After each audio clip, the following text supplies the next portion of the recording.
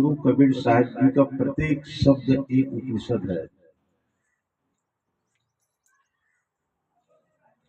जीवन की सारी समस्याओं का हल आपको सदगुरु कबीर साहब जी की मूल वाणी बीजक में मिल जाएगा। जीवन से जो व्यक्ति आक्रांत है, जो व्यक्ति दुख से भरा हुआ है,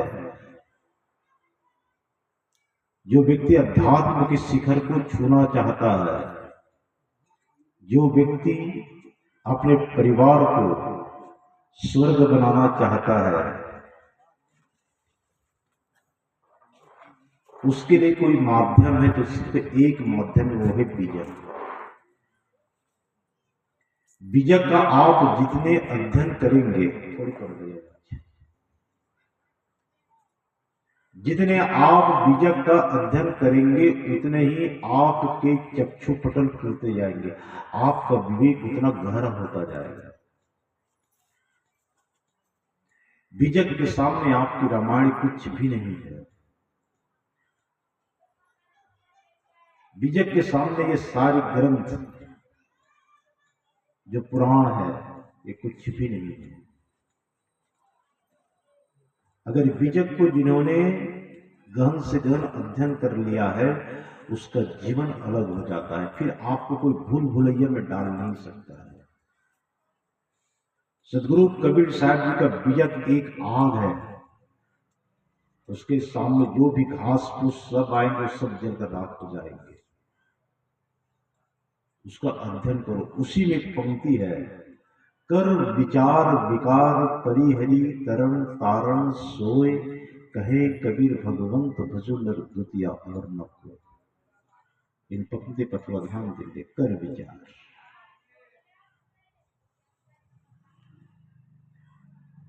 हम और आप कुछ विचार करते हैं और कुछ भी नहीं करते, या विचार करते हैं तो बिना समझ के करते हैं, बिना बुद्धि के करते हैं, बिना विवेक के करते हैं।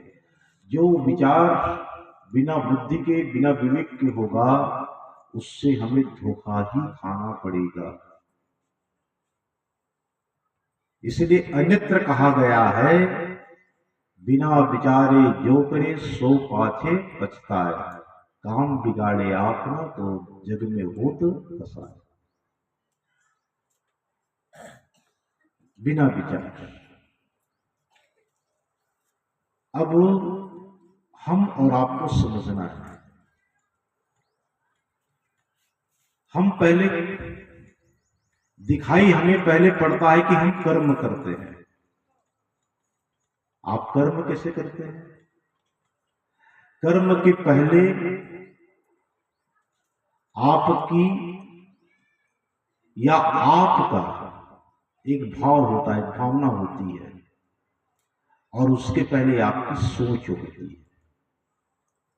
चित्त का काम है सोचना, सोच। जैसे आप सोचते हैं वैसे आप कर्म में, वैसे आपकी भावना बनती, फिर वैसा कर्म करते हैं, और जैसा कर्म करते हैं वैसे आपको परिणाम मिलता है।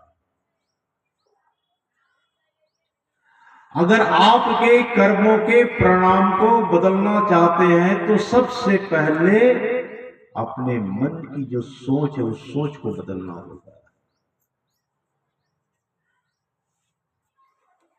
क्योंकि सभी चीजों की जड़ हमारी सोच होती है, जैसी सोच होती है वैसा कर्म होता है। घर से आप पहले चले कि सत्संग सुनेंगे, ये पहली सोच बनी ना, सोच बनी पहले, फिर उसमें आपने भाव डाला, चलना चाहिए कि नहीं चलना चाहिए, भाव पहले पैदा हुआ। फिर चलना है तो फिर आपने कदम उठाया और परिणाम आप यहां बैठे। सोच आपकी अच्छी होनी चाहिए। जिस व्यक्ति की सोच अच्छी होती है उसका हर कार्य अच्छा होता है, और जिस व्यक्ति की सोच गड़बड़ होती है उसका हर कार्य गड़बड़ होता है। मेन बीमारी आपकी सोच में, उसको पहले करो। एक व्यक्ति को मैं गाली देना पहले चाहता हूं, मेरी पहली सोच बनती है कि मैं उस व्यक्ति को मैं गाली दूं,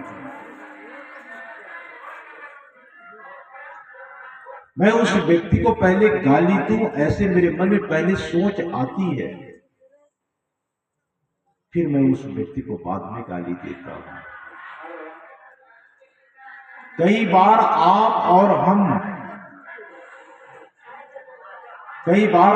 और हम क्या करते हैं कि अंदर ही अंदर किसी भी व्यक्ति को गाली देने की इतनी प्रबल भावना बना लेते हैं,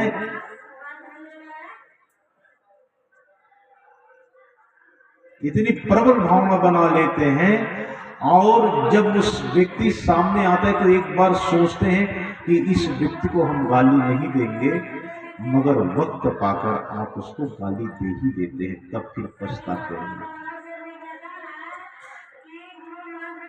हमने कसम खाई थी कि हम गाली नहीं देंगे, मगर आप गाली दे ही देते हैं।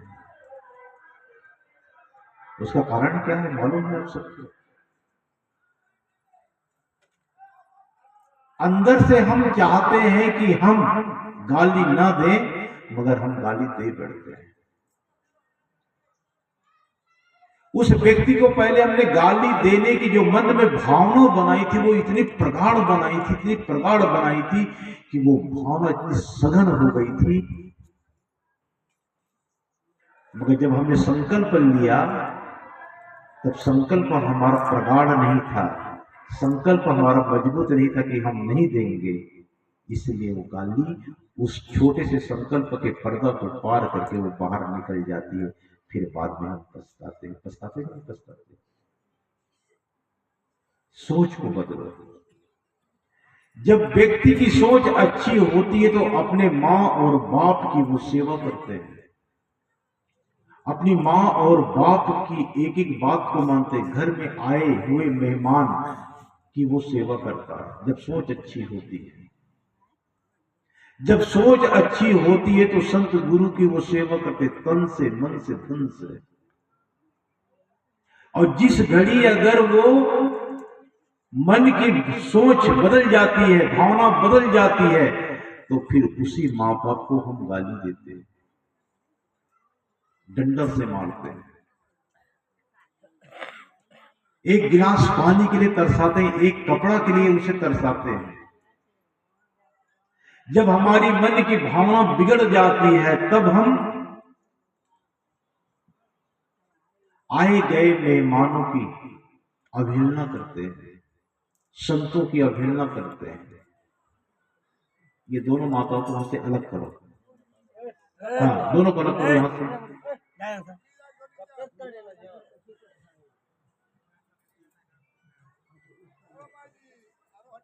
आपकी जो भावना है वो भावना कैसी होनी चाहिए,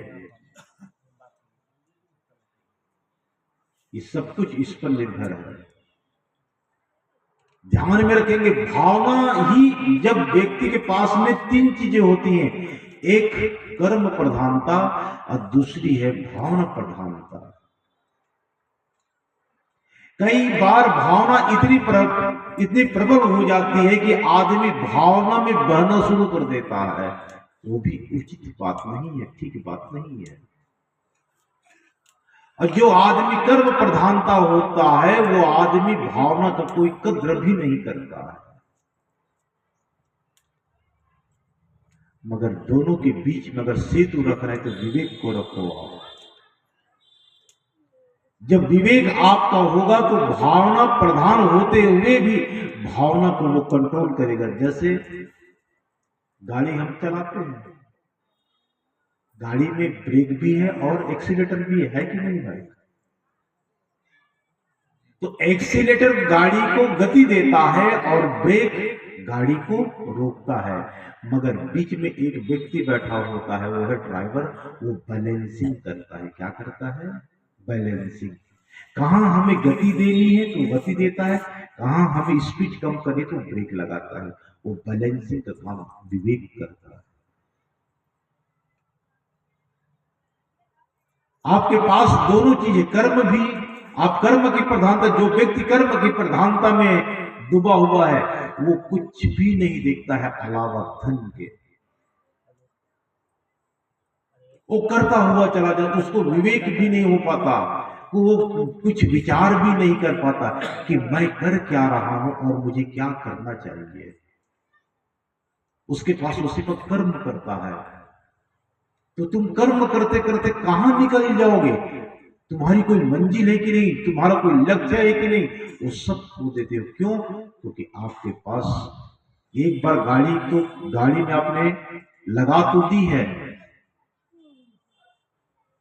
आपने स्पीड पकड़ा दी, गाड़ी को एक्सीलेटर दबा दिया, वो गाड़ी कहां रुकेगी? अंततः वो जाकर कहीं ना कहीं टकराएगा। जो व्यक्ति कर्म प्रधान होता है वो तो इतने दूर निकल जाता है कि वो पीछे मुड़ कर देखता नहीं है। अंततः उसको एक दिन ऐसे टकराना पड़ता है कि बहुत पछताता है। इसलिए बैलेंसिंग करो, विवेक को बैलेंसिंग करो। दोनों में, भावना में भी आदमी बह जाता है। और भारत कर्म के साथ साथ में भावना प्रधान है, इसीलिए तो यहां के लोगों ने पेड़ों में, पत्थरों में, आसमानों में, जहां देखो वहीं उन्होंने भगवान मानने का संकल्प उठा रखा है। हर जगह भगवान। एक पत्थर अभी आप यहीं पर रख दो, उसमें कुछ बंधन डाल दो, फूल फेंक दो, देखो फिर उसकी भीड़ लग जाएगी। भावना प्रधान होने के कारण हम सत्य और असत्य का निर्णय नहीं कर पाते। क्या ग्राह्य है और क्या त्याज्य है, इसका निर्णय नहीं कर पाते हैं। भावना प्रधान आदमी भावना में बह जाता है। मैं नहीं कहता कि आप भावना को छोड़ दो, मैं कहता हूं सिर्फ बैलेंसिंग कर लो, बीच में विवेक को खड़ा करो। आपकी भावना विवेक पूर्ण होनी चाहिए, आपका काम विवेक पूर्ण होना चाहिए। इसीलिए कर विचार विकार परिहरि, तरण तारण सोए, कहे कबीर भगवंत भजो नर द्वितीया और न। विवेक को आने दो। भावना, मैंने कहा कि जिस व्यक्ति की भावना, जिस व्यक्ति की सोच जब गड़बड़ हो जाती है तो फिर वही व्यक्ति अपने मां बाप को गाली देना शुरू करते हैं। मैं कितने मां बाप से मिला हूं जो अपने बहू और बेटों से तंग आ चुके हैं। वो मृत्यु को गला लगाना चाहते हैं मां बाप। और ये मां बाप अपने बेटों को, बहुओं को दोष मत दो, तुम लोग भी, दोष तुम्हारा है। जब बच्चे तुम्हारे मुट्ठी में थे तब तुमने बच्चों को कोई संस्कार भी नहीं दिया है। अगर आप बच्चों को बचपन में अगर संस्कार दिए होते तो बच्चे आपको सदा पूछते, बच्चे आपको सदा मानते।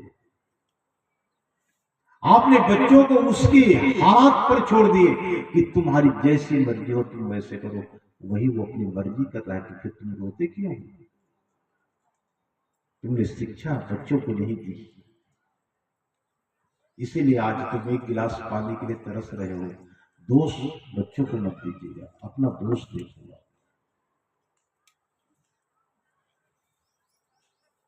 आदमी का विवेक जगना बहुत ही कठिन काम है ये।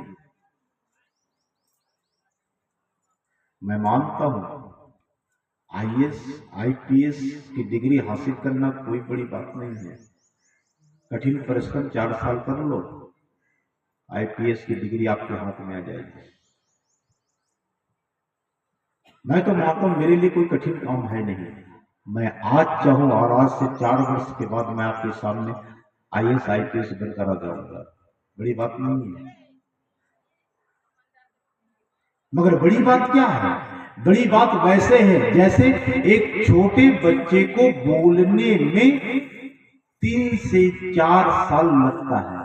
कितने साल लगता है? 3 से 4 साल का समय लगता है छोटे से बच्चे को बोलने में।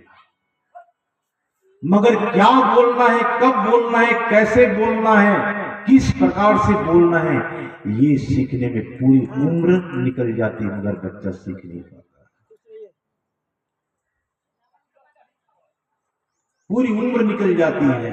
इसी प्रकार से विवेक का होना बहुत दुष्कर है, बहुत कठिन है। और हम सोचते हैं कि हमने बच्चों को अच्छा संस्कार दिया। आप बच्चों को अच्छा संस्कार दिए होते तो फिर आई गति ना होती, मगर मैं इसके भी पक्ष में नहीं हूं। इसमें से अगर कोई माँ बाप की भूमिका में है, मगर माँ बाप की भूमिका वाले लोग तो दिखाई नहीं पड़ रहे हैं, तो चले गए होंगे अपने पेट के धंधा में। जो बूढ़े लोग हैं वो कुछ नहीं कर सकते, आप वही बैठे हैं। क्षमा चाहूंगा, मैं हमेशा कहा करता हूं, आप सत्संग में जाओ, अपने पूरे परिवार को लेकर जाओ। किसी सत्संग में जाओ तो पूरे परिवार को लेकर जाओ, क्योंकि जो अभी बच्चे जिसकी शादी नहीं हुई उसको भी शादी करनी है, वो समझ सकता है कि संतों के सत्संग में आकर कि हमारा जीवन को हम कैसे गुजारे तो उसका पूरा जीवन अच्छा होगा। मैं इसीलिए सत्संग मेरे लिए कोई खेल नहीं है। मेरी पुस्तक जीवन की तलाश पढ़कर देख लो, आपकी आंखों से आंसू ना निकल जाए तो करना।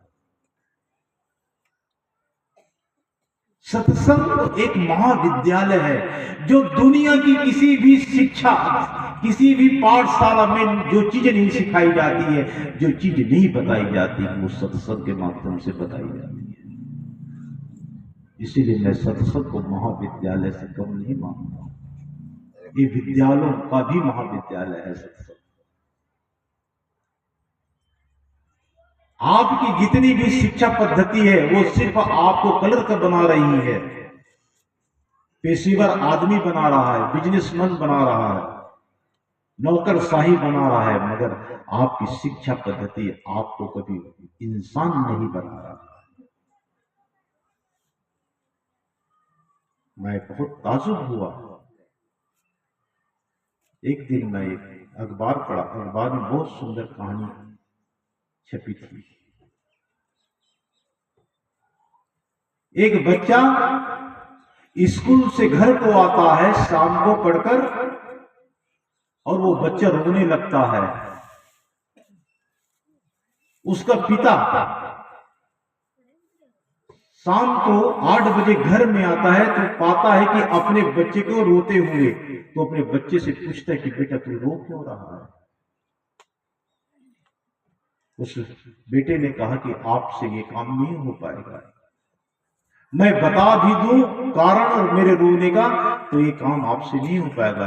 पिता ने कहा कि बता बेटा, आवश्यकता क्या है, तुम्हें पैसे की आवश्यकता है कि पेंसिल की आवश्यकता है कि किताब की आवश्यकता है, किसकी आवश्यकता है।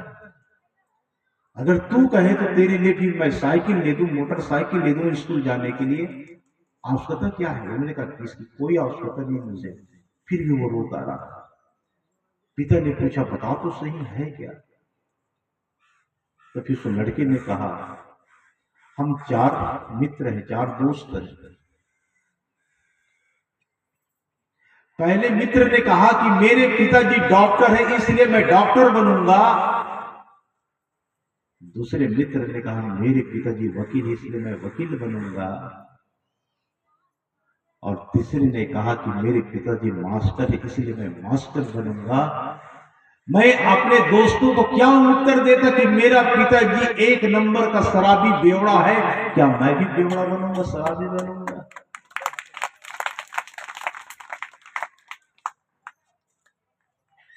पिता के हाथ में बोतल थी, बोतल छूट गई। जब बोतल छूट गई, छोटे के उस बच्चे के एक विचार ने उस व्यक्ति के जीवन को बदल दिया। उस पिता ने कहा कि बेटा आज से मैं ये बोतल तोड़ता हूं आपके सामने, और मैं शपथ लेता हूं आजीवन मैं शराबी नहीं, एक अच्छा इंसान बनूंगा। और अपने दोस्तों को कह देना कल कि मैं एक अच्छे इंसान का बेटा हूं, इसलिए अच्छा इंसान बनूंगा। आदमी डॉक्टर बनने को तैयार है, मास्टर बनने को तैयार है, इंजीनियर बनने को तैयार है, अधिकारी बनने को तैयार है, मंत्री बनने को तैयार है, मगर आदमी आदमी होने को तैयार नहीं है, आदमी इंसान होने को तैयार है। ये हमारी शिक्षा पद्धति आदमी को आदमी नहीं बना रही है। ये शिक्षा पद्धति इंसान को इंसान नहीं बना रही है, सिर्फ इंसान को रोबोट बना रही है। और ये विद्यालय है, ये सत्संग महाविद्यालय इंसान को इंसान बनाना सिखाती है। इसलिए मेरी दृष्टि में इससे बड़ा और कोई विश्वविद्यालय है।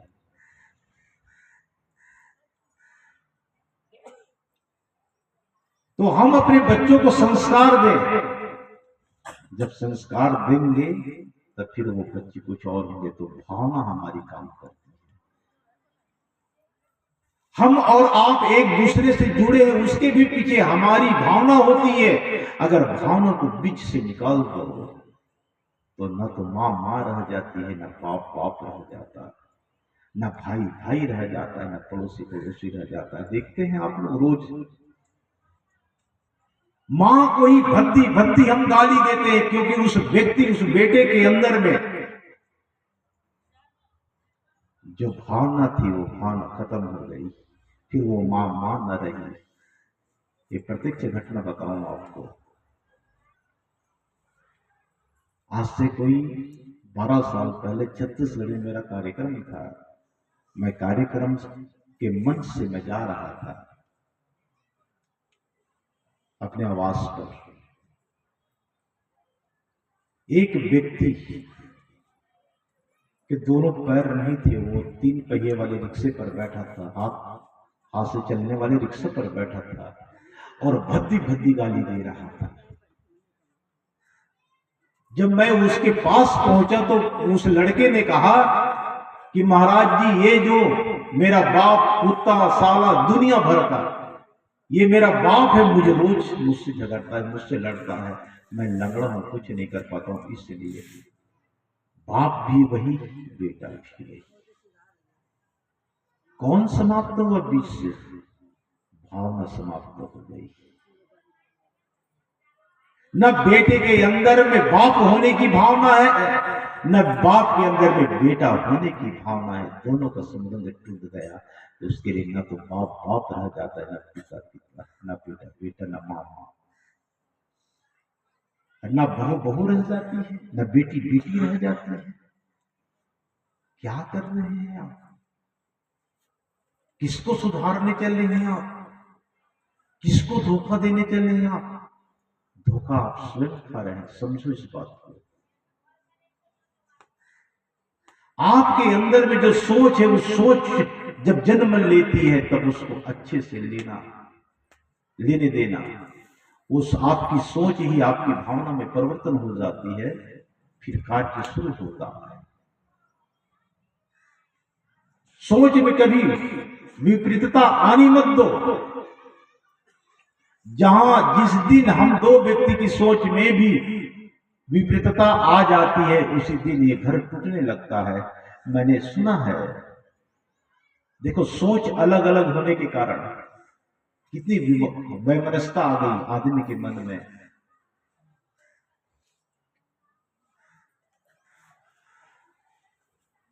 बहू सुबह सुबह भोजन बनाने के लिए चावल को अमनिया कर रही थी। अमनिया करना जानते ना?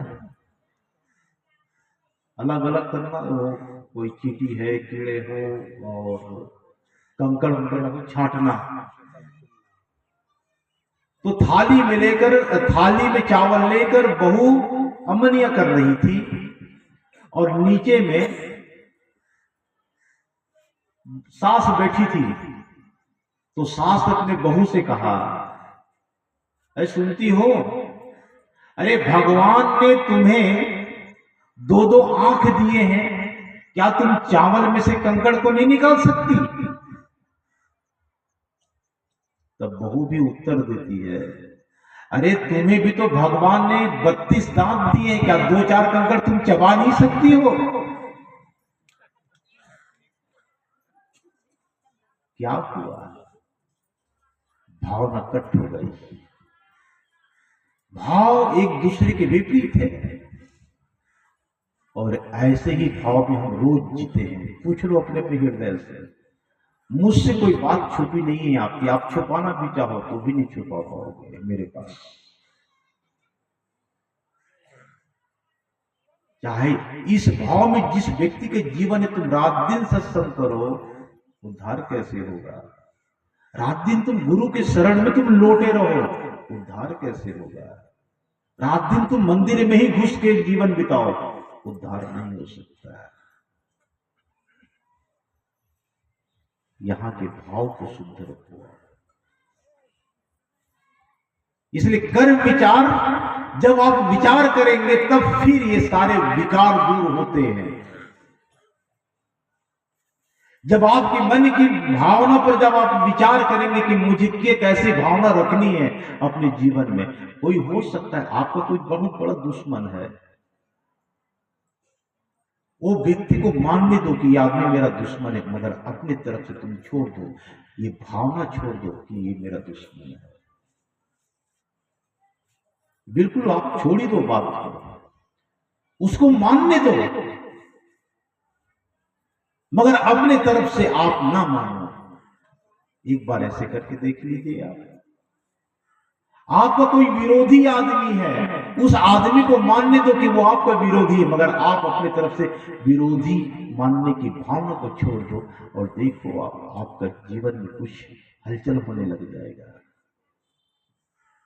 आपका जीवन कुछ और होना शुरू हो जाएगा। जब तक हम मान कर चलते कि वो मेरे विरोधी, तो मेरे अंदर की भावना इतनी प्रगाढ़ हो जाती है कि मैं हर समय उस व्यक्ति के पीछे गलत धारणा लेकर चलता हूं, फिर उसकी निंदा करता हूं, फिर उसको मैं क्रोध में आकर गाली देता हूं। उस व्यक्ति के प्रति मेरी धारणा अच्छी नहीं रहती है। जब मेरी धारणा अच्छी नहीं रहती है तो फिर मेरा अंतःकरण कैसे अच्छा होगा? मेरा मुखमंडल कैसे मुस्कुराएगा? आप किस धारणा से अपने जीवन में कौन सी धारणा को लाते हैं? आप भले व्यक्त करना करो, मगर आपका ये मुखमंडल व्यक्त कर देता है। मुखमंडल का मतलब चेहरा।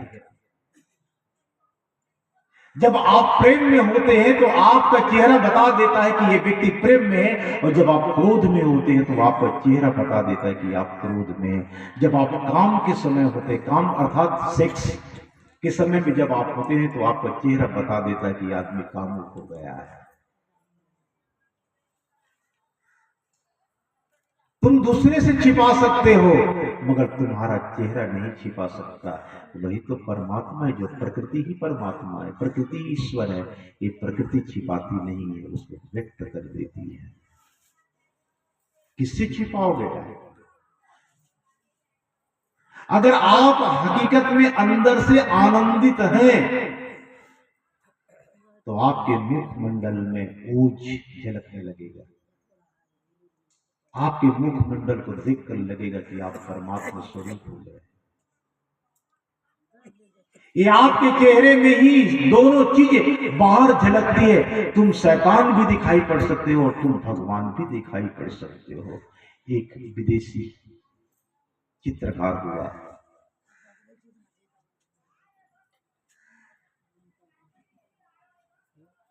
जो विदेशी चित्रकार हुआ, उन्होंने अपने जीवन में बहुत सारे चित्र बनाए। जब वो चित्र बनाए तो उसको ख्याल आया कि एक चित्र मैं परमात्मा का बनाता हूं। किसका बनाता हूं?